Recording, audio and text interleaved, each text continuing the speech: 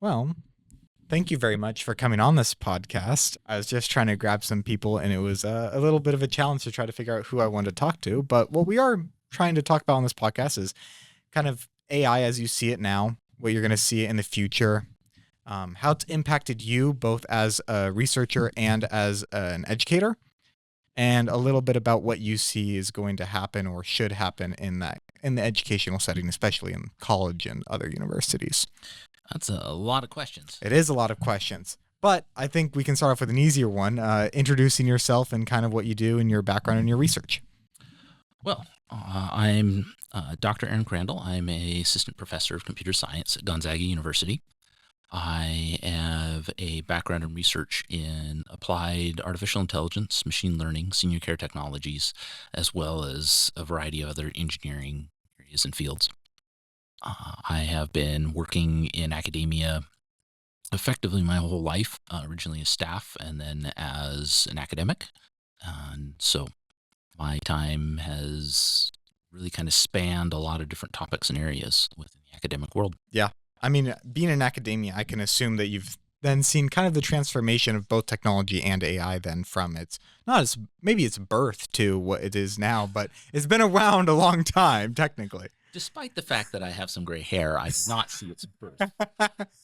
One could make the argument that the early seeds of artificial intelligence go all the way back to mathematical models in the 1930s. Oh wow. And that the introduction of digital computers really kickstarted the entire field. It's been one of those areas where there's been kind of a ebb and flow kind of situation where new ideas come out, some new strategies show some promise, and it gains quite a bit of attention, a foothold, it operates for a while, and then it turns out that it's not a silver bullet. It's not something that'll solve all our problems instantaneously, and that it has use cases. It has a business case and a place for day-to-day operations, and then it fades away.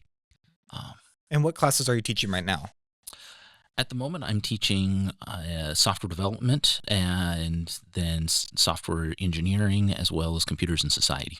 Okay. And so I've taken, I believe, your 224, your software development class, and then now your computers and society, and then the senior design lab, which is a little bit of a crossover, I'd say. Yeah, well, technically you're in the software engineering course, which I use heavily to help coordinate the labs. Yeah. So for 224, at least when I was in it, ChatGPT really was barely getting off the ground. It wasn't really a thing yet. But what was there and what did exist was GitHub Copilot. Yes. And GitHub Copilot, I mean, as it states, it increases productivity of coders by 60%, which is great in the industry, not so great for students. Well, it depends on what you define as great. From the student's perspective, if it can bang out their assignment and it works and they get an A, they're perfectly happy. Doesn't necessarily mean that they've learned what they need to learn. And so this is the conundrum for the academic world when we begin to integrate new tools that are capable of kind of solving problems and coming up with solutions that we've traditionally considered to be some of the main operational things for students to do. And now we have a tool that can do it for us. So how do we adjust and update our curriculum and the expectations of what we are teaching in its very core in the light of these new tools? I think that leads very nicely into one of the questions I had prepared for you, but to give it in a more natural way, as you were saying that it's going to change and how we're going to integrate AI in the classroom can totally be, I mean, it's going to radically change how students think and how they operate depending on what their use case is for it. How do you see it changing in the next couple of years? The power of especially these large language model generative systems is that they respond to whatever requirements you give them. Now, those requirements can be pretty vague, and it will give you a reasonable response to it, or it can be a lot more specific. If you are good at giving these models detailed requirements and specifications, they do a reasonable job of responding with a piece of code or some prose or text or drawings that do okay at kind of satisfying what you give it. And in our courses and the way we've done computer science for a very long time now is the faculty give you your requirements and specifications. That's what the assignments are. We're telling the student, here's what we need you to build so that you can practice the skills to build this kind of thing and to take on and learn whatever the topic is and build your scaffolding towards the next problem we're going to give you. So part of a learning process is struggle, is not knowing what you need to do exactly. If you already know what to do, there's nothing to learn. So the question becomes, what is it we're going to ask you to do that you need to struggle a little bit, learn something new, and then demonstrate mastery of that skill? If you have a tool that's capable of taking the specifications that we've historically given students and it generates a solution that is acceptable, then the student no longer needs to learn anything. They're not going to learn anything except that they can punch this description in and get a solution, and now we're done. They can go play Frisbee. But the field of computer science, as we move forward, especially software development, software engineering, because CS itself, the core computer science concepts, the theory isn't being hit by this very much. It's the software engineering side that's really being drowned in conversation. And to move forward on that side, we're going to start seeing more and more assignments and work based around generation of specifications and integration of results. Okay. So the idea that you become 60% more productive using Copilot is predicated on you knowing what you already need to have to build. And so if we're start being in situations where the students can use these tools to generate good chunks of code, and having used Copilot and GPT and Ollama and a variety of other these, both for my own code and others, it does okay at this point. It starts to go off the rails as the project gets bigger. And so we're going to start seeing code done in modular chunks where you specify, I need a class to do these things. Here are the inputs, here are the outputs, here are the behaviors I need to get out of it. And then punch it through the model, and it'll give you something that's reasonable or close. Yeah. Have you seen I think it's a new model that's either recently announced or recently came out. I think it's 401 or something. It's a new model that allows for reasoning and allows for those kind of bigger projects to. Oh, yeah. So most of that has to do with token limits. How much of the actual text they're willing to process and how much of the tokens, the actual text it will emit, both based on how much you're willing to pay. And then also, as the model runs, the thing about these models is under the hood, they're recurrent. They're looking at what they emitted to generate the next thing. And a consistent, long-standing problem in the field of artificial intelligence is that recurrent models like that diverge. Over time, since they're probabilistic, they will eventually leave the thread or the track they were on and start doing something else. Yes. And so some of the innovations that have come out in these deep networks is they're able to stay on track longer. So the question is, how long can they stay on track? And as the developers and the researchers keep getting better, it's going to be longer and longer. They can develop bigger and bigger things. That said, it doesn't know what you need to make until you specify it. And you don't know if it's right unless you're able to evaluate it. So more of our curriculum is going to shift in the direction of writing specifications, designing what you want, and then putting tests and evaluation systems in place to verify that these tools, these algorithms have emitted solutions that are acceptable. Writing project plans is probably the bane of my existence. Welcome to the new future you're faced with. I, too, find it very boring. I like the creative parts of the software engineering process where I sit down and make code and solve those little problems again and again until my solution pops out. And we've built a tool that gets rid of the creative bits. at least at that level. Yeah. People who do engineering would point out that there's many creative parts of the specifications and project design, but I gotta really like writing the code. Yeah. And It's fun. it's fun. And so, where does that leave us is that from an industry perspective, writing the code is really expensive. They want you doing the thoughtful, high level design work, even though writing requirements and pulling together specifications is not as fun. Yeah. I mean, when Devin becomes a fully, AI developer, then we're kind of going to be out of a job unless we just keep writing design projects and design plans and design documents. Oh, every industry shifts. Every industry will change. The nature of the job will shift. Yeah. The part of what makes a good software engineer is not just their ability to bang out a lot of code. It's their ability to know whether or not a solution is good, how to architect it, how to evaluate it.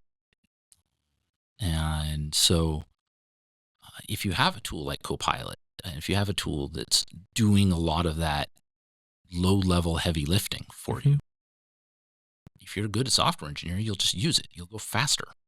So kind of tracking onto the educational bit, so from a student's perspective, personally, I don't feel like college so much teaches you that aspect of software engineering, the design creation, until you get to really like 491, this senior project plan. And 224, you have to work with a group, but nothing full force where you're working with a third party. Do you think that AI is going to be able to help in either teaching that or in helping students create that as well? Yes. It's going to force us to.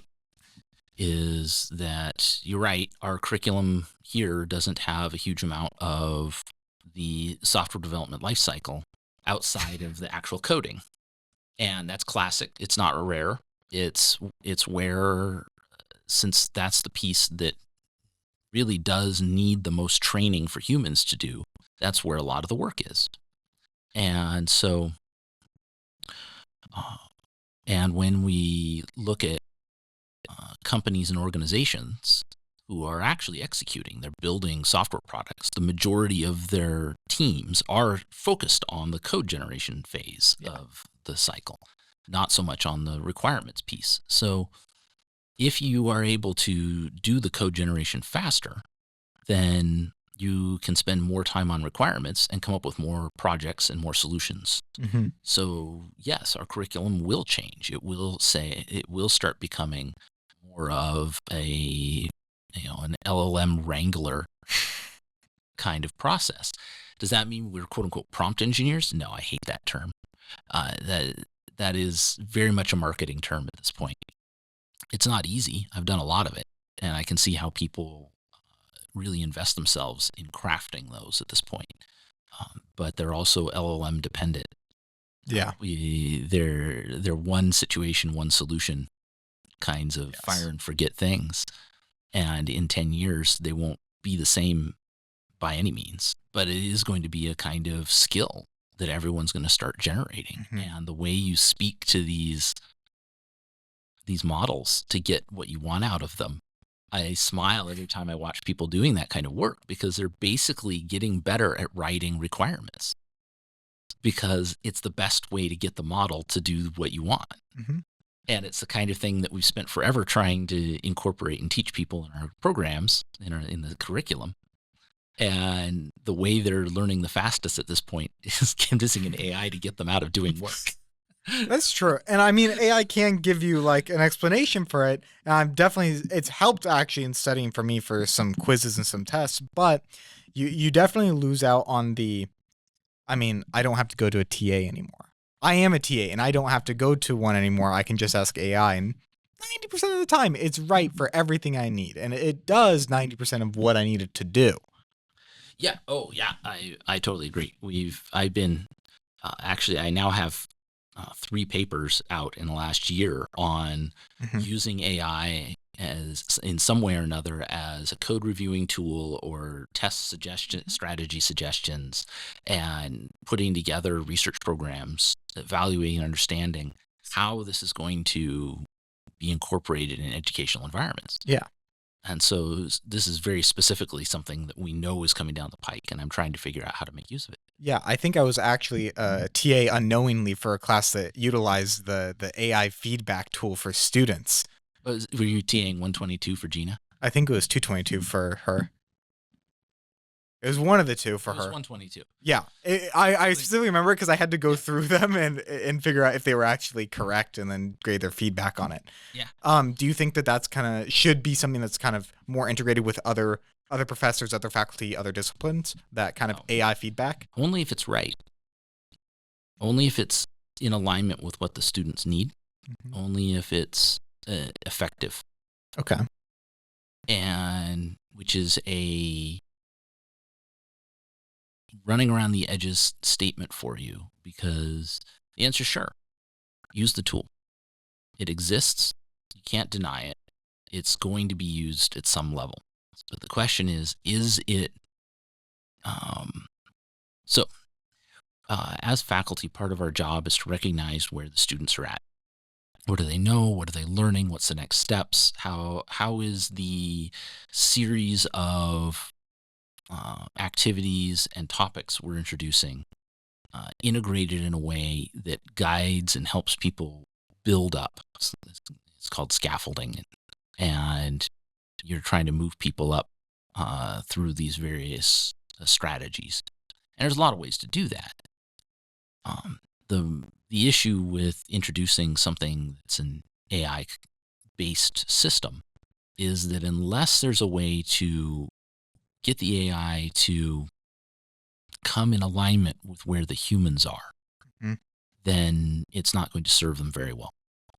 I would say one argument I would have against that is that, there are colleges that have started to try to do this where they have an AI that's available to the student that has access to all their documents, their classes, etc. And it can act as, and it's been prompted, which isn't perfect, to act as a tutor where it helps them through answers but doesn't give them answers. Right. Of course, you'll always be able to break that, but I think that provides a very valuable resource for students because it doesn't limit them to TA office hours or instructor office hour times, and it can often tailor their response to the student itself. Mm-hmm. So there's a paper by Fuller et al. I can't remember if it was 2007 or 2014, where they introduced a model for learning. Most people use Bloom's taxonomy. It's a pretty classic taxonomy for understanding the learning process. And because computer science is a combination of theory and practice mm-hmm. kind of environment, Bloom's taxonomy doesn't necessarily represent it as well as it should. And they introduced a matrix approach where there's two axes. There's both understanding theory as well as practice. And I'm going down this route because a couple of the papers that I just went and presented at conferences specifically talk about the operational space of the AI should be constrained to stay out of the top end of this particular taxonomy. It gives you a representation to show mm-hmm. when the student is asking questions, when they're interacting with it. How do we make sure that certain categories of application, creativity, demonstration of understanding, and evaluation of things is not done by the AI to replace the mm-hmm. person. Okay. And so, yeah, you're speaking my language. And it's one of those things where most people know this. It's just, I sat down with a fellow researcher who comes out of the education world, and we tried to find models in the education community that would represent this mm-hmm. Kind of constrainment of what the AI should and shouldn't be doing. Yeah. And so that the education world can go, okay, we should be doing it like this so that the student still owns the operational space where they're the creative one. Yeah. And that's all it is. Mm-hmm. But man, I had a great conference. People were buzzing about this. That's good. Mm-hmm. It was. Yeah, it was over at Willamette University. I had a great time. I have no idea where that is. Salem, Oregon. Oh, wow. Yeah, it's a little private school. They've got about 3,000 students or so, Oh wow. but they're across the street from the state capitol. Hmm. So they've mostly focused on law. They have a debate department, Oh like faculty in debate, wow. because it's about law and discussion and logic, Hmm. and but they've added a computer science department Yeah. over the last decade. I actually have a really good friend who comes from Oregon. He actually went to high school at the place that they filmed the Twilight series, which I thought was Oh, kind of funny. where was that? Uh, it's the Vancouver. It's like right south of Vancouver, if I remember correctly. But he now lives in Portland. I can't remember exactly where, but it's right there. Okay. Yeah. All right. But anyway. I'm thinking because I'm from Portland. Oh, really? Yes. Yeah, he lives in downtown Portland now. Nice. But I'm bringing him up because so he's a TA for math students, and something that he's brought to me is that whenever, and I think I've noticed this too, especially TA and CS students, is that some students something changed after COVID. Oh no! Oh geez, you want to have a huge debate? Oh my word! Well, not not a debate. The discussion about this is huge. yes, and I'm just saying that we know that something happened after COVID. What that is, yes, it's a whole can of worms. Yeah. All I'm gonna try to bring up with that is, ever since COVID and ever since GPT got released, you would see that during the summer months, GPT subscriptions would meteorically drop, and then during school starts, they would rise right up again. Yes. And it'd be interesting to hear from your point of view why it is that students want to do this. Because I saw a study that, and I get a visceral reaction whenever I say this, because it's of course only one study and it was not a huge population of students. It was like one university, which is that the majority or the super majority of students say that they use AI to help write their essays, etc. Not because it's an easy way out, but because they'll feel like they'll get behind if they don't. That they feel like it's kind of like when everybody gets away with cheating on a test and they don't cheat, and so they get the worst grade. Right. And so that's their excuse. So there's absolutely nothing new about that. When you're in a competitive environment, at some level, university schools are a competitive environment. There is a scale of expectations. And if you're in a competitive environment and you don't use all the tools you can, you're either being somehow honorable and conscientious or willingly losing. And it depends on your attitude. So I am unsurprised by the results of this study. Yeah. I am unsurprised by the waves of subscriptions to the various GPT systems. And I would be unsurprised if people didn't use, or I would be surprised if people didn't use these tools. Now, does that mean they should have carte blanche to use them? Well, part of the problem with where we're at with these things is they're not very good at generating. They are a normalistic system. They're stochastic and they trend to the norm. And what they're trained on is the vast majority of material that they're trained on is mediocre writing. So they have a tendency to generate mediocre There's writing. a lot of stuff on GitHub that's not good. It's a lot of stuff on Git for code, but in this case, I'm thinking about essays. Oh, yeah. The prose that they have is not stellar. Mm-hmm. And that's fine. They do a great job. I use it. I'm going to admit this. Of course. I use it to get over the white page problem. You're sitting there staring at it going, what should I do? And if nothing else, you say, can you write me an outline for this? And then you kind of tweak and tune it, and then you can go. Yeah. That's great. I think I feel that there's a lot of utility there people should be making use of. But you don't get good writers by having someone write for them. Yeah. Just period. You don't. Mm-hmm. So the question for us in many ways is, how many good writers do we need? Because if everyone on the planet can get a smartphone and have it whip them out a 5-paragraph essay on the trials and tribulations of Alexander the Great, Yeah. then they're not going to get good at doing that, and Mm-hmm. it's going to be the average writing. Yeah. So if you want to be good, you got to want it. And Yeah. the only way to get good is to just dig in and do the hard work. Yeah. There's no other way to do it.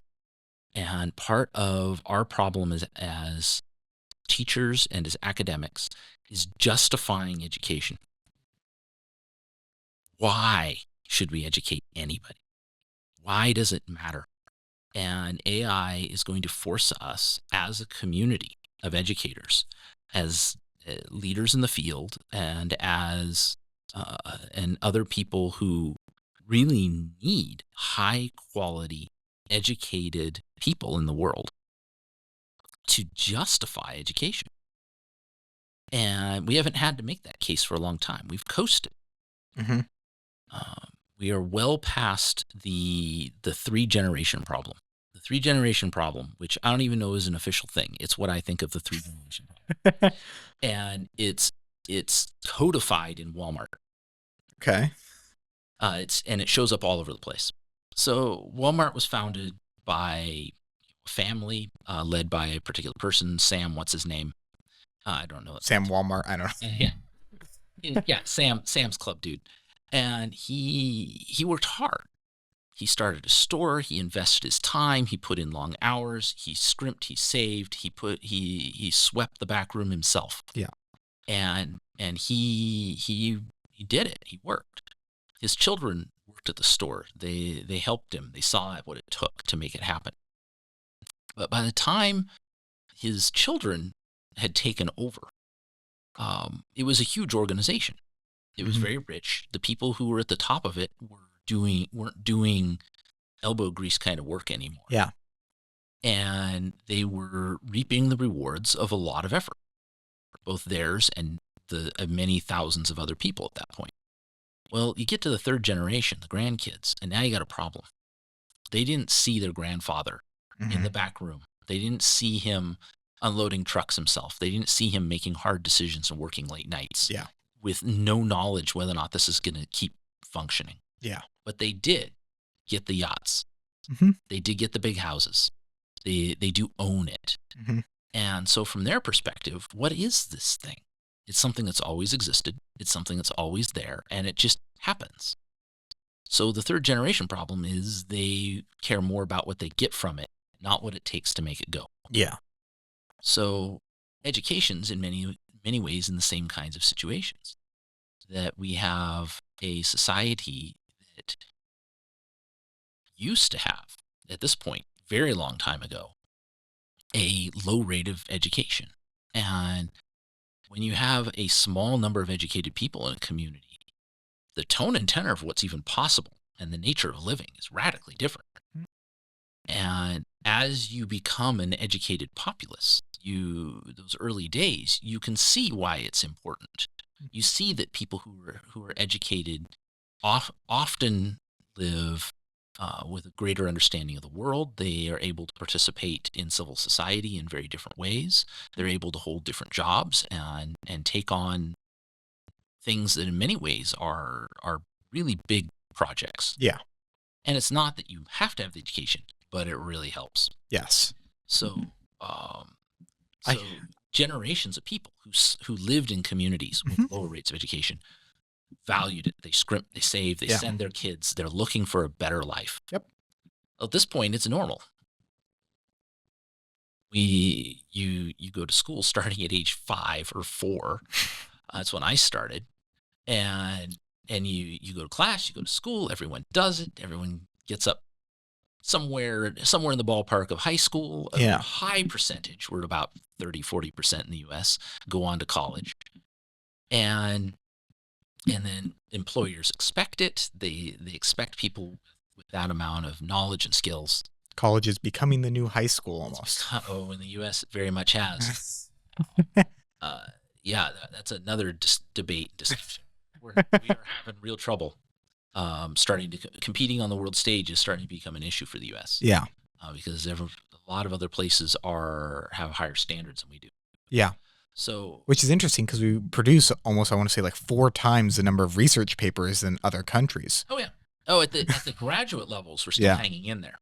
Proportion of people who come from other countries to come and to generate those papers is very high. Oh, okay. So we're importing a lot of those skills, and that's that's a security issue for this country.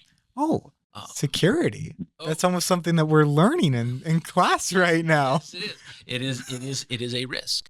On one hand, we want people from other countries because of different perspectives, of different understandings of the world. It really does help when you're doing research to have a wide range of people involved. Yeah. And academia has a long history of purposefully shifting people around to make that happen. But if the people who are shifting around are mostly coming from other countries and coming here because we do have a very strong academic community in the research world, at some point or another, enough of them will be back home that they won't come as much. Yeah. And all of a sudden, we internally have not been generating enough people to serve our own research and academic needs. And then you have a multi-generational problem because it takes 30 years to make a researcher. Yeah. And so if you haven't been doing that, you can end up with a real deficit real fast. Okay. So that's what I talk about. We have it is at some level a national security problem. Yeah. And so back to my third generation problem. Yes. In the academic world is that we take it for granted. That education is important, that people get it. And now if you introduce a tool to the mix that supplants quite a bit of the learning that people historically have been forced to go through just to get through the academic process. Yeah. And they get the degree, but they can't do the thinking. They can't do the work. Where does that leave them and the rest of us? And what is the point of going through the school? And so back to my point, we're going to have to be able to make the case. Why should you learn? Learning is hard. It takes work. Learning is a lifelong activity and one that you have to just grind on. And you only grind if you care. Yeah.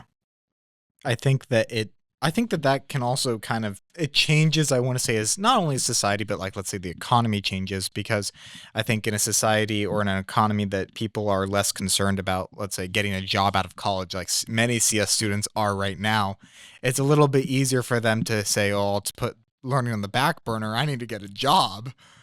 Well, that's part of it is, so humans at some level, we can get into Smith and other economic systems.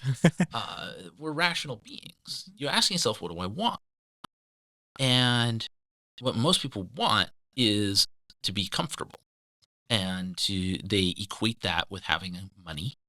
And then they equate that with getting a good, high-paying job. So they ask themselves, what does it take to get the job?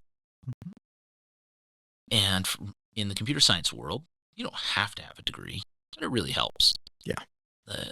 I can make an argument for that all day, and I'm pretty good at it at this point. But you're basically getting a certificate and training to get a job so you can have what you want later. Well, if all that is predicated on being able to do the work, that's different from being able to think. Yeah. That's different from being a learned worldly person.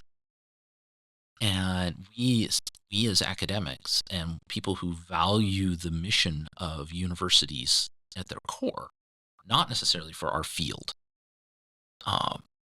need to be aware and sensitive and working on what it means to be a university. And in the end, we want people to think, and that's a hard thing to train. And we often conflate it with being able to code in CS or being able to output an essay. It's not the same thing. But thinkers, people who really think about the world, who are able to step back and view it from a third person perspective, who are able to come forward to address a situation in an unbiased way, who have the skills to investigate, pull together data, critically analyze that data, and then assemble a model for what they think is happening and put forth an argument and support that argument to state, here's what's going on, here's what I think is happening, here's what we should do, are rare. Yeah.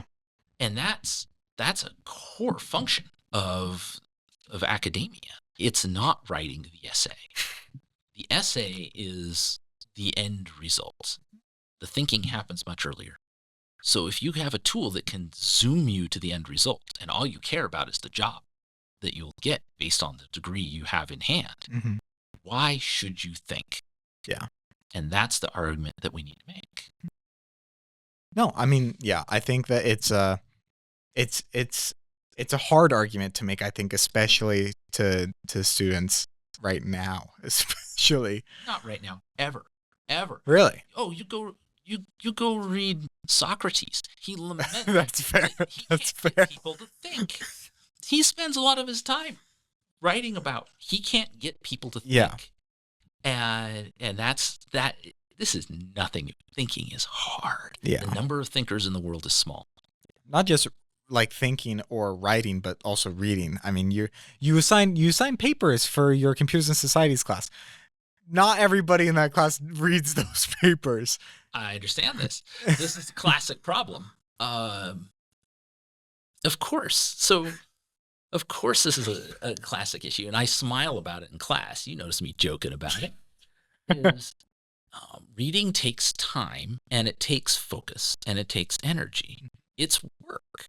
If you're going to read something with a critical eye, if you just want to read it well enough to memorize a few chunks or have a vague sense of what you went over, that's not very hard. That's not actually engaging with the material. Yeah. And as a teacher, I'm in a situation where I can either spend a lot of my time trying to force you to actually engage with the material and really think and dive into it, or I can give you the opportunity and have a good discussion around it with the people who got into it. Yeah. And so this is a tough part. And yeah, I want you to really think about it. I want you to really sit there and go, hey, why does this matter to me? How does this matter to the world? Where did this come from? What's the history like? It's a long set of questions you have to ask with everything you possibly read. Yeah. So, and a lot of people aren't intellectually curious. They can be college students, but they're not intellectually curious. And you can see when they approach a topic and they don't really dive in very hard. They aren't trying to relate it to anything. They just want to know, what does Professor Crandall want me to say so that I can get out of this thing? And I go, okay, cool. And then there's the people who really engage with stuff. And they often end up as research assistants. No joke there. You got to show me that you care.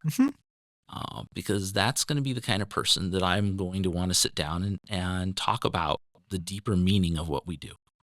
I kind of want to go into some of the things that you've talked about in that class. Well, I guess the two main things: intellectual property and privacy and security.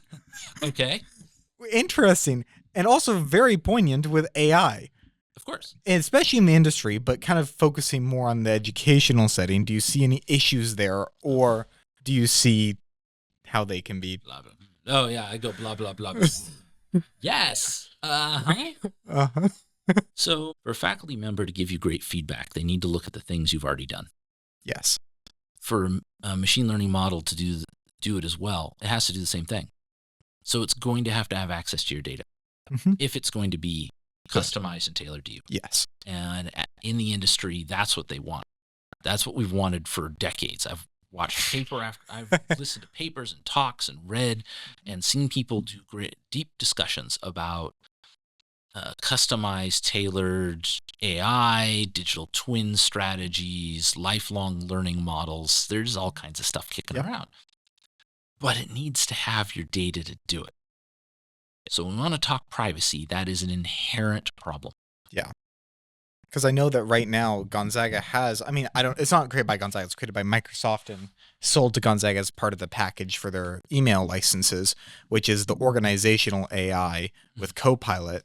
Of course. So that it's like, hey, do I have a meeting with, Dr. Crandall at whatever? Yeah. You got to ask a question of something that's yours. So it's got to have access to it. That's just period, done. So the question is, where does that data then go? Who has control over it? Who has access to it? At what points and in what situations is it protected and encrypted in various ways? And who can unencrypt it is what the real question that matters. You can encrypt things all you like, but if everyone can decrypt it, so what? The cloud is just someone else's computer. The cloud is just someone else's computer. Exactly. And so, of course, we've got a huge privacy problem. Mm-hmm. I don't know how all of this jives with FERPA and the laws surrounding student privacy. Okay. And I think we're on a collision course with that. And yeah. We're going to be seeing some universities in real trouble. Really? Oh, yeah. FERPA's got real teeth. And if you are exposing student data, the government will come after you for it. Yeah. So if you're giving that data to third parties, some of them will be FERPA certified and have oversight. Mm-hmm. Some of them won't. Okay. Just because you didn't think to ask. Mm-hmm. And you just went, hey, this is a neat module to add into Canvas. And boom, you violated FERPA.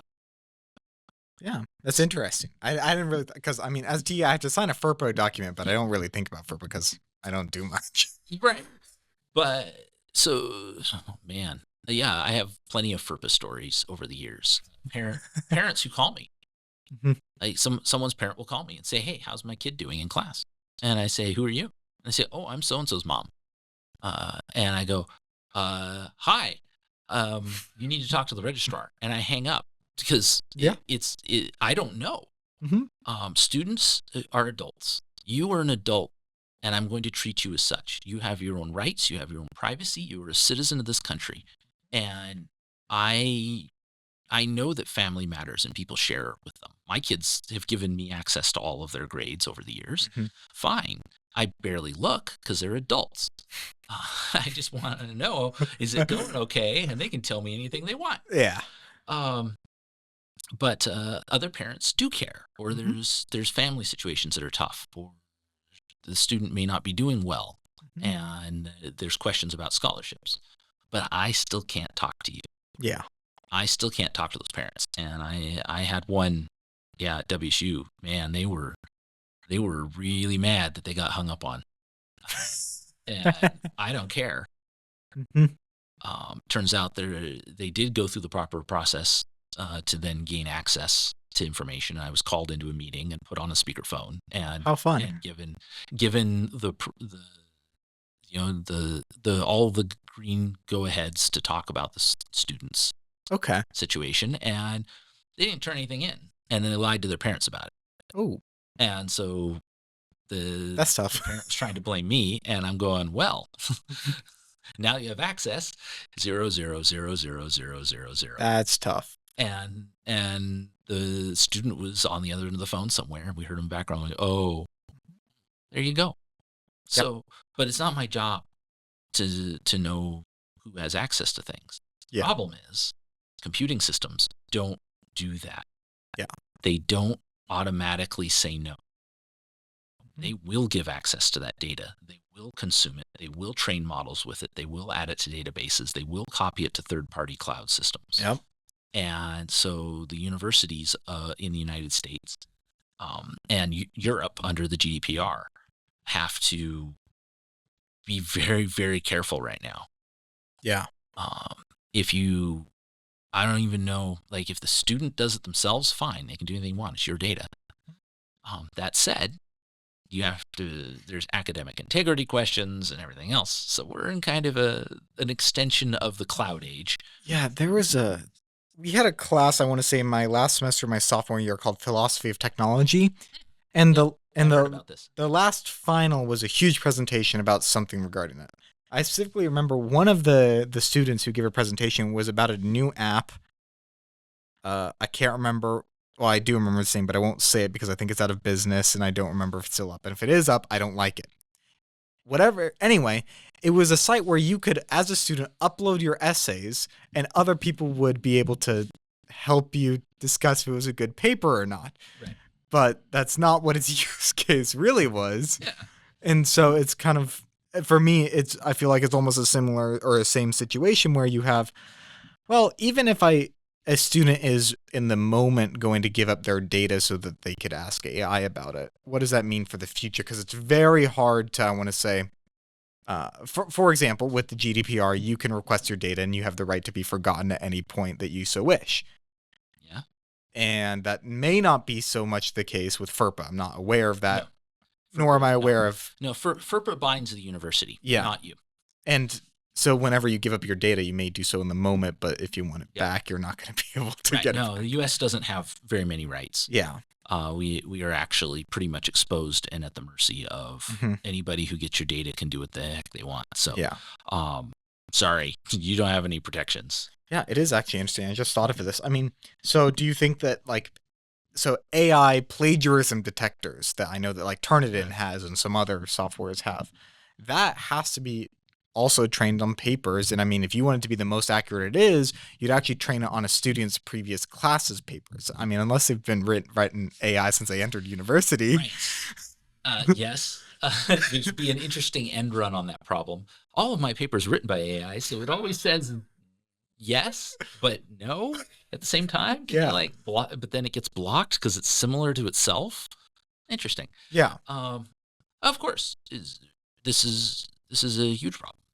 How do they get all that data, and where do they get it from? And it's operating under the assumption that what it's trained on is public information. Yeah. And so theoretically, if I write an essay for my class and turn it in, and then 2 years later you get a copy of it, but it's never been exposed anywhere else, except potentially in like Gonzaga doing its own AI like plagiarism detection on the back end, which I'm unaware of here. Just to let you know, is you wrote an essay for $4.99. I didn't upload that to some kind of future plagiarism detector. So, what we could do, I'll put that on my notes. Are you copying something public? Yeah, is what it's asking. And so, how good is that? It works. There's a lot of people who do copy public stuff. Yeah. It's harder to do with code, I've noticed. I think it's weird. As a TA, I found it very easy most of the time to detect as a human if something's not human written, but putting it through like an AI code checker, very hard to tell. Yeah, especially in early classes. Code is such a messy thing. I'm just gonna put it out there. If you and your buddy both like copy code from each other, we can usually tell. Just like as a TA, when you are grading and you're reading the same assignment over and over and over again, and you start reading one, and you will have a sense of deja vu. Yeah. And you're just like, wait a second, I've seen this code before. And you just start flipping back through them and you go, oh, there it is. Well, I remember I was doing one, and I saw two code segments that were like identical, but with instead of int R, it was int X. And I'm like, man, these are super similar. So I brought it to the professor's attention. They're like, oh, they sit right next to each other. And so I'm like, and away we go. This is a long-standing thing. It's nothing new. Yeah. So, this has been a wide-ranging discussion. And we are going to be seeing, if we want to tie this back to your topic at hand, is as people do use Copilot, as people do use language models to help generate code, the code itself will start being very, very similar within a course. If everyone is told, make a function that does X, Y, and Z, it's going to generate things that look very similar. Yeah. So, where does the individual effort lie? Where's the individualism? Yeah. And it'll start moving up the chain towards how you write your requirements. We'll start asking, what did you prompt for? What was the order of steps you did? I know that at least one professor, like in their syllabus, they have a pretty open use for AI, and it's like, just say what you did for it. It's a tool in the world. But I guess that kind of brings me one of my last questions, which is disregarding the ability to keep it in or to implement AI in the classroom. So let's say that if I said no, it would be for sure that no one would use it. Do you think that it has a place in the classroom, either on the educators or on the students? Yes. And how do you think that should be implemented? That is a good question. And I don't know entirely. That's why I've been doing research on it. Fair. I really, that's the problem, is that the majority of the world will just start using it, and we'll see what shakes out. Mm-hmm. Um, and I have been using it, and I know it's been in. And as academics, one of the things that we also do is we start actually trying to figure out what's really happening. Once it's implemented, once it's used in different ways, once it's exposing people to ideas in different ways, whether strategies of use, what is it actually taking over for the person versus what are they learning? Yeah. That's where the research lies on the kind of research as teachers. And do you think that that's discipline blind, or do you think that it's incredibly discipline specific, because every discipline has different scaffolding structures for what they learn and when, and the order of operations, and what the faculty think students are learning versus what the students are actually learning. And you inject this tool that can supplant, replace, augment different pieces of all of that process. So it is very discipline specific. Nice. And one of the things that we in the computer science world have as an advantage here, and one of the reasons we should be taking, in many ways, the lead on research on these tools, is we know how the language model itself works. It's truly a black box for the vast majority of humanity. And when you're trying to do research and understand a black box, you can't account for the variables. Mm-hmm. And a big part, I mean, you've taken science lab. What do? You control for the variables. Yeah. And there's also a very good book that Dr. Sprint recommends and has you read in 222 called Weapons of Math Destruction, specifically talking about black box models. Well, now add a black box model that is doing language and code and creativity and drawing and art and it being interactive and sociable, and throw it into the middle of everything. And the sheer variability that introduces is huge. Researchers around the world in every field and discipline are going to, once they start running into the walls of trying to research this without computer scientists who actually understand it, the mathematicians, computer scientists who do the statistics, who do the models, who know how the data works, the data science people, they are going to be on our doorsteps 24/7, and rightfully so. Yeah, because this tool exists, and it's too many dimensions of variability to truly do the research they need to do to move their industries forward. So what do you think are like the biggest challenges and opportunities that right now the CS department has? Not enough bodies. Really, we haven't had enough faculty to do what we've been doing for the time being, and this kind of thing is going to make a significant increase in the number of opportunities to do research, the scale of that research, and being able to help other faculty in other disciplines integrate these kinds of tools in an effective manner, with understanding. And they'll do it. They're going to have to. One way or the other, that integration is going to happen. Yeah. But going to need help to just do how much needs to be done. So that's the biggest hurdle, is we need more people educated in machine learning, in statistics, data science, and it's not easy. It's hard to forge people. You know how hard this curriculum is, and that's just getting started. We need you to go to grad school. I was thinking about grad school. I went to Dr. Sprint's talk. Okay. It would take me 4.5 years if I didn't want to pay. Right. Because there is a UW Bothell cybersecurity master's, but it's 49 credits, I want to say. Yeah, it's about right. And it's $1,000 credit. So it adds up. And so my job will offer me $10,000 a year. And so that's why I'm saying it'll take me 4.5 years to get it done. And so I have to decide on whether I want to do it. I worked at Oregon Graduate Institute, which was a advanced computer science place. Actually did a lot of stuff, but I was in the CS EE department being an IT guy. Yeah. And they paid for my credits. Nice. And that's why it took me 4 years to finish my master's. Yeah. So do it cheap. You're in the U.S. Avoid that debt. Yep. If you can. And you can have me come on for that discussion too. It'd be a great discussion. As someone with 6 kids, one of whom has finished a bachelor's and 2 more are working on them at the moment. How fun. We are, and then between my wife and I, we have 6 college degrees. We're both PhDs. Yeah. And so we are very aware of college and the costs.